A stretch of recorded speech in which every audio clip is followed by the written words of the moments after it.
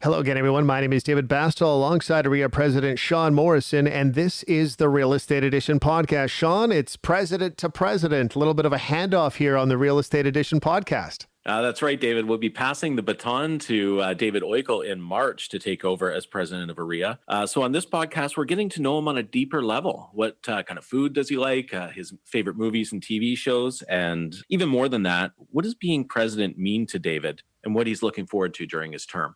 But before we get to that interview, Sean, I want to share a quick update with you on our government relations front. This week, OREA is turning its attention to Ontario's small towns and northern communities with the release of our newest policy report, Small Towns, Big Opportunities.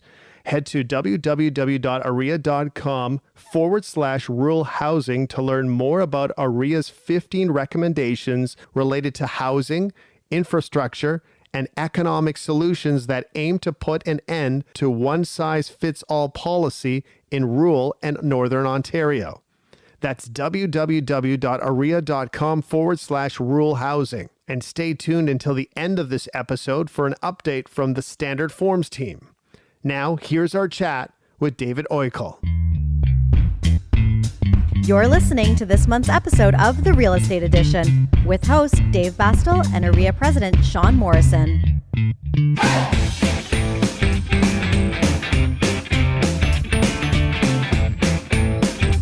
David, so good to meet you. Let's start off with an easy question to get this going.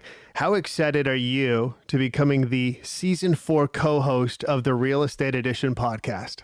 I am super excited, Dave.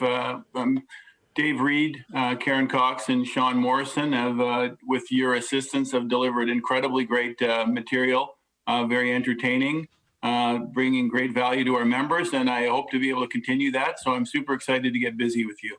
Well, that's excellent, David. And again, welcome to the podcast. I want to start off with a little bit about background for you, for our listeners. So what made you want to start your career in real estate in the first place? It's a bit of a longer answer. I'm a chartered accountant, and I was working in high tech at the time, 20 years ago. And I was traveling a lot to the States. That was our largest market for our network management product. And I was flying down there a lot. And on the morning of 9/11, I was flying Ottawa to Philly to Atlanta for a conference. And I took off from Philadelphia at 8:45 that morning and found out what happened when I got to Atlanta. So obviously the world had changed, and I turned around and came home, drove home from Atlanta.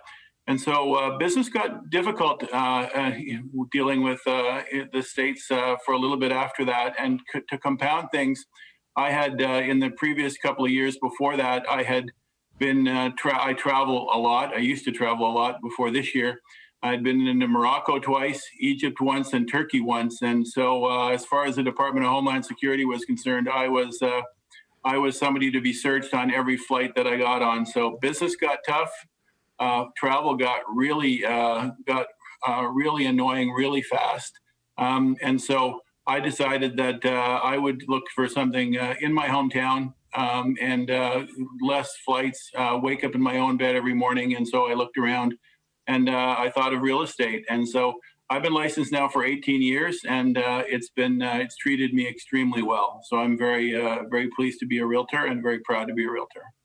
Well, we're certainly happy to have you in the profession, David. I know you've volunteered a lot as well, both with your local board and, of course, here at OREA, where you're going to be taking the reins as president next year. Was that getting involved in organized real estate? Was that something you always wanted to do, or was that something that you kind of fell into naturally? Well, and that's a really good question, and also it just kind of fell in naturally. When at that company I was at in the late 90s, I had 2 yellow labs, and I had pictures of them on my desk. And so the audit partner on our engagement told me that the Canadian Guide Dogs for the Blind needed people who on their finance committee, and would you go out and talk to them? So not only I went out and talked to them, and so by the time I left, I was on the board of directors. Their recruitment process was a little less formal than the OREA one. But I was on the board of directors, and a year later, the chair retired, and he handpicked me to be his successor.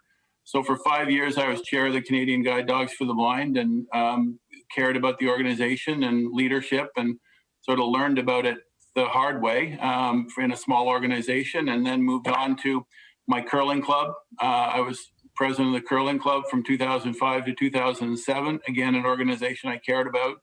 My City View Curling Club here in Ottawa, and then onto the Ottawa board, as you mentioned. So on the Ottawa board for 8 years, and including being its president in 2015. So each organization was bigger, more complex, more formal. And then when my time on the Ottawa board ended, I was encouraged to run for the OREA board. And as you know, Sean, I've been with you on the OREA board for the last 4 years, and a real privilege to have been selected by my peers to be president-elect a year ago. So that's sort of the evolution. It just kind of happened. It wasn't really a plan, but it just kept going. And in each of those organizations, I became the president, and I'm very fortunate that that's what occurred. Oh, that's outstanding. So you have the background in accounting, you're a real estate person. If these two things are off the table completely, David, what would you want to be? Wow. Stand-up comedian is probably not, probably doesn't pay the bills. I've always felt like I was a teacher in some way, a storyteller in some way, and, conveying my thoughts, conveying, my point of view on certain things. So maybe teaching in some way. I'm not really sure what that would look like, but it's a great question to consider. If you didn't have this opportunity, what would you do? But maybe teaching somewhere. Yeah, I totally agree. I'm kind of in the lines of that as well. So, okay, let's get some fun facts and maybe did you know segment about you. Favorite sport to play and watch? When I was a kid, it was always baseball. I could not get enough baseball. When I was 10, I was the smallest guy in my little league team, and they put me behind the plate. And even when I got tall, people don't know, I'm 6'4", about 260 pounds. And so I was always the biggest guy on the team after a while, but I always stayed behind the plate. So I caught playing baseball, fastball, hardball from when I was 10 until I was over 40. So I just couldn't get enough of it. Yeah. Now my two sports that I play, curling in the winter. I've been curling at the same club for 40 years and enjoy that. And golfing in the summer. Those would be my two main sports. Yeah. And I'm looking forward to getting back to the golfing. No curling this year, of course, but look forward to getting back at it. Well, being a Manitoban born and raised, David, you can tell that I am huge into curling as well. So I think we're going to get along pretty good. Favorite food? What would be the dish that would be number one on your list? Well, the dish. My mother's apple crisp would probably be there you go. Yes, if it's that one. So that was always in, and it's very important to get the right ratio of apple to crisp. The higher crisp ratio is the best thing ever. So that would be my favorite dish for sure. Okay, musically speaking, do you have a favorite band? Oof.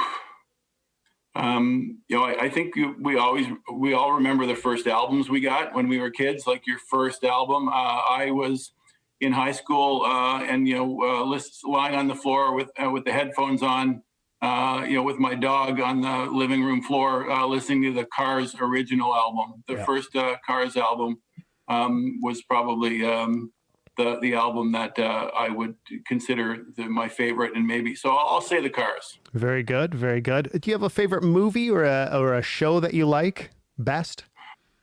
Movie. I guess if I've watched it more than a couple of times, that would have to be my favorite. It's a movie and maybe not a lot of people know. Silverado is a movie, that Western, came out in the mid 80s, and Kevin Kline, Kevin Costner, Danny Glover, Jeff Goldblum, Brian Dennehy, Linda Hunt, John Cleese, of all things, and Western, great action, some funny stuff. So I'd go with Silverado. And the other one I've watched more than a couple times is A Princess Bride. Okay. I always enjoy that one as well. That's a good story. So those would be my two. Very good. Well, definitely good movies there, David. I concur with The Princess Bride 100%. Now, I want to kind of bring it back to organized real estate a little bit here, as someone that's done the job and for the next few weeks is currently doing the job. I know when you're becoming president that you not necessarily want to put your stamp on things, but you definitely want to put your personality to your role as president. So, what are you most looking forward to during your presidential term? That's a great question, Sean. One thing that's really the best thing about coming into this year is that the organization's in great shape.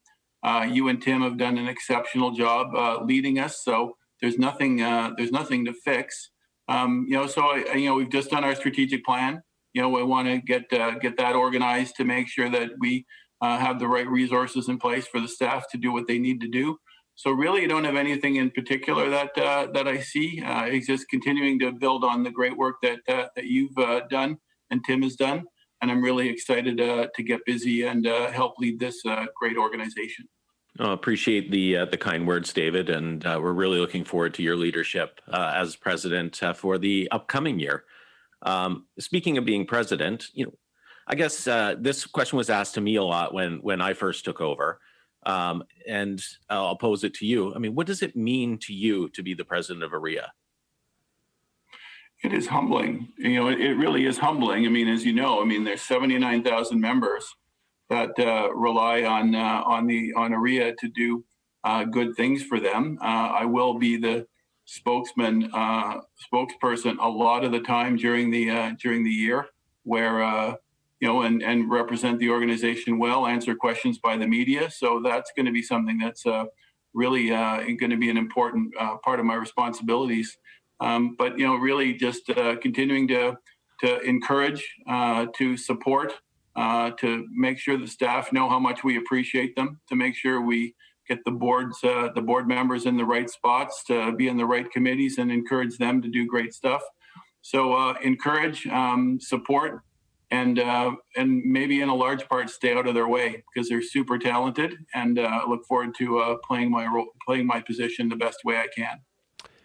David, what motivates you as a person? What drives you to be better? Wow. I think just interpersonal relationships. I care very much about how I am as a teammate. I've had a great relationship with Sean this year, and really think about how do I just help the people that are around me? How do I encourage them to be better? How can I support? How can I give advice? How can I be supportive? And I think that I've always been a lifelong learner. Whether that be reading on some particular subject, how to do something different. I just have been always inquisitive. My dad always said the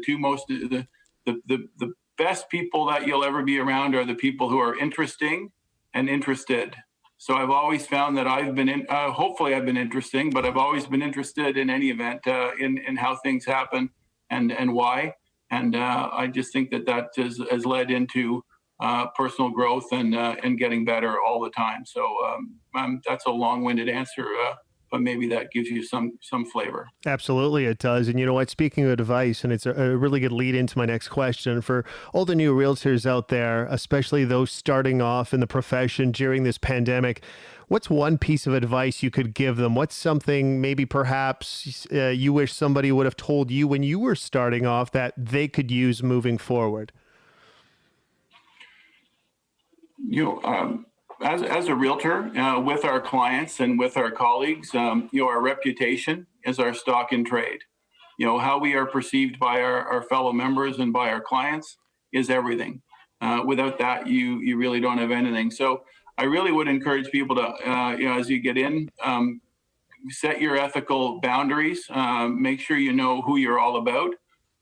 Take the long view. No trade is worth anything, and to anything that would scuttle your reputation.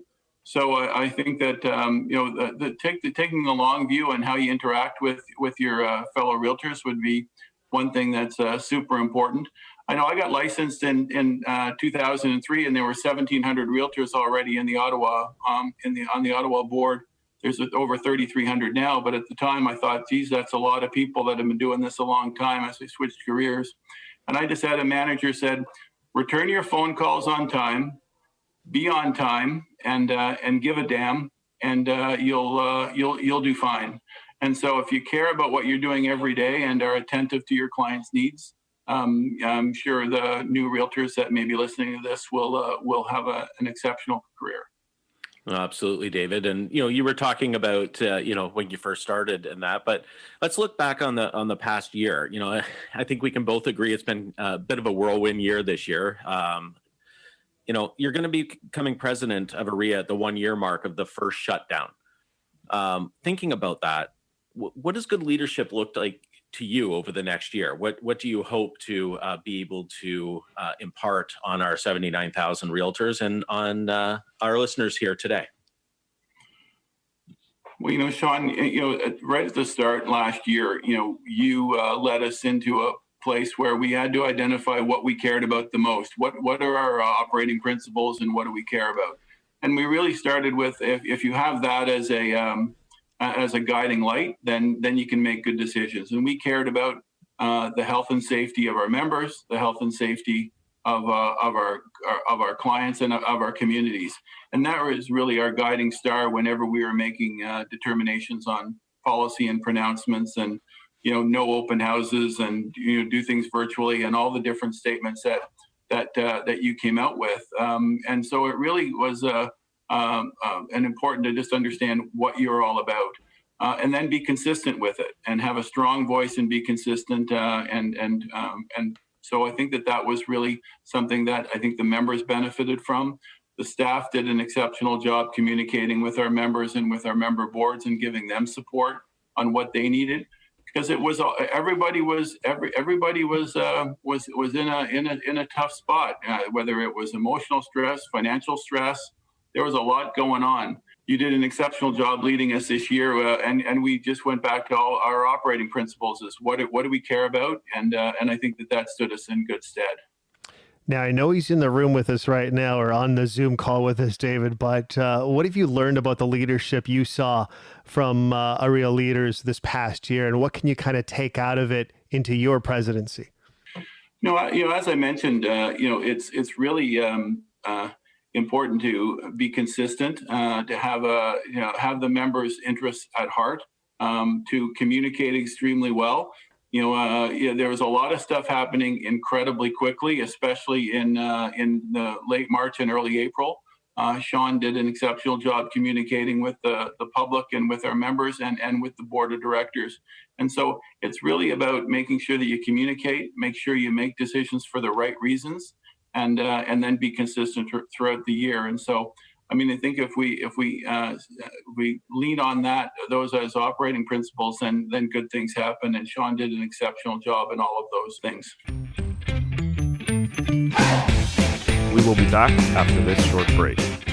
Join the OREA Realtor research community to have your say when it comes to the services OREA provides, the recommendations we make to the government, and the strategic priorities of the association. You'll receive exclusive content and be entered into monthly draws every time you complete a survey. Visit joinorearesearch.com to sign up and join an exclusive community of realtors making a difference. joinorearesearch.com. David, I know you're continuing on with some of the work that Sean started during his presidential term. One of those things being our work in building stronger communities without racism and promoting inclusion in the real estate sector. Why is this work so important to you? It's the right thing to do. You start with it's the right thing to do, and then you go from there. We are an organization of 79,000 people, and the membership in our organization is as diverse as any in the country. And so so it's important that we have a caring and we care very much about our members and about the communities that we operate within. So I think that's why it's just the right thing to do and overdue. And Sean's done an exceptional job putting together a committee that will do great work in this regard. What's your goal for this work? Well, really, as I mentioned, Sean's created a great group. The staff are great. The chair and the committee members are incredibly diverse and talented and committed to this.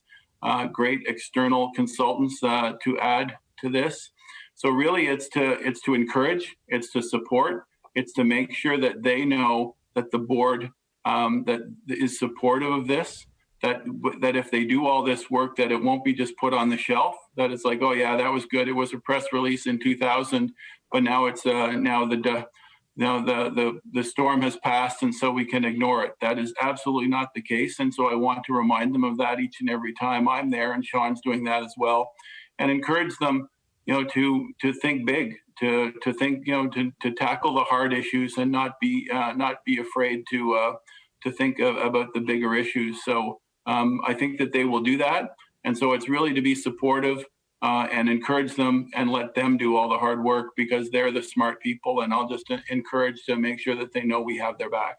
That's really great, David. And I know you and I have had a lot of talk about the Presidential Advisory Group and the internal group that we have at OREA looking at this. And I know that you are very passionate about it as well. So I'm looking forward to seeing the recommendations come out of that. In addition, I wanted to, as we're closing here, kind of lighten the mood a little bit after some of the topics that we've got here today. What is one thing you would want our listeners to know about you as OREA's 2021 president? Something that they may not know? There'll be a lot of things that they don't know, and that's probably a good thing. I think those records are sealed. Yeah, born and raised in Ottawa, grew up in the West End. I live about a kilometer away from where I grew up. I think that the craziest thing is that when I turned 15, I was 5'2". When I turned 16, I was 6'1". So I grew up. My parents always told me I was going to be tall, and I was waiting for it to happen because I was getting the wedgies up until I was 15, and that wasn't very fun. So so even though I'm a big guy, I always think of myself as a small guy because that was most of my growing up, and so that's not a sad story. That's just an interesting story. And now I'm a taller guy, but that was the craziest year of my life. Growing 11 inches in 12 months, and so maybe that's the most interesting thing. But love to travel, love watching sports, love to laugh, love to read, and super excited about the opportunity to work with the folks at OREA and with the board, and continuing to work with you, Sean. I appreciate that, David. And being a 5'11" guy myself, you'll have to send me the recipes that your parents fed you during that time, so I can push past that 6 foot mark as well. No, I just wanted to say as we close out that, this is my last podcast here. You'll be taking the reins alongside David. So it'll be the David and David podcast moving forward. But I've really enjoyed my time being the co-host of the Real Estate Edition podcast and being the real estate expert. I know we'll be handing that baton to you to be the real estate expert for the next season. And I know we're in really, really good hands, David. I look forward to listening and hearing what you and David have to say as the real estate expert next year. So I want to thank you again for all the support you've shown myself and the members this year and all the hard work that you've done getting to this point. And I want to say that we're really looking forward to your term as president. That's very kind of you to say, Sean. So thank you very, very much.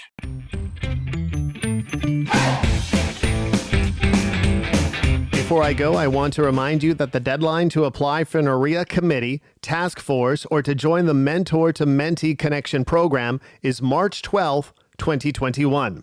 Visit OREA.com for more information.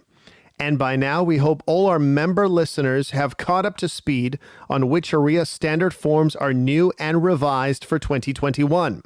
If you missed our Forms Team's New Year, New Forms Update webinars, you can find them both on the Standard Forms landing page on OREA.com. Our forums team is also continuing their popular Webinar Wednesday series.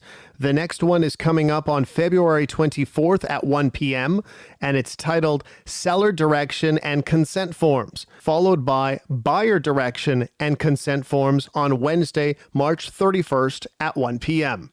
Well, that does it for today. From OREA President Sean Morrison and myself, David Bastel, stay safe, and we'll talk to you again soon. Visit OREA.com/podcast for more information, links, and a full list of our episodes to date. New episodes are out the second Tuesday of every month.